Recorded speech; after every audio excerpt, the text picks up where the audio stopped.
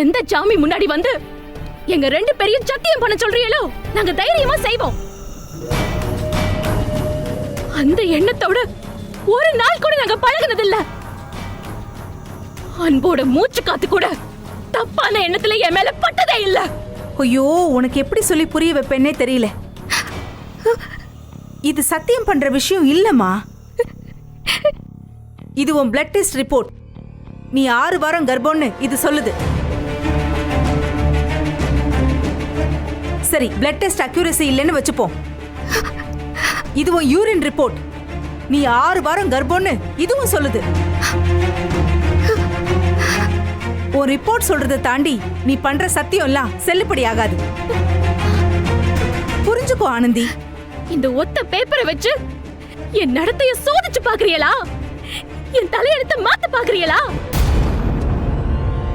ஏதோ என்னை காப்பாத்தினி அப்படிங்கிறதுக்காக நான் உங்களை சும்மா விட்டுட்டு போறேன். இல்ல, இங்க நடக்கிறதே வேற.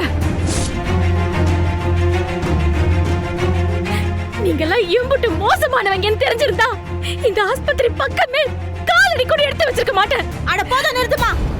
உனக்கு மட்டும் தான் சத்தம் போட தெரியுமா? நீ என்ன பெரிய கோடீஸ்வரியா? உன்னை ஏமாத்தி நாங்க பணம் சம்பாதிக்கிறதுக்கு?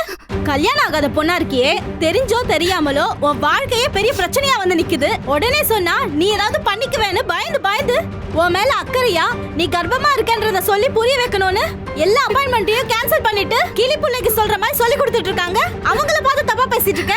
தீபிகா, உன்னை பேசக்கூடாதுன்னு சொன்னேன். இல்ல டாக்டர், நீங்க இவ்ளோ தூரம் பொறுமையா எடுத்து சொல்லிட்டு இருக்கீங்க.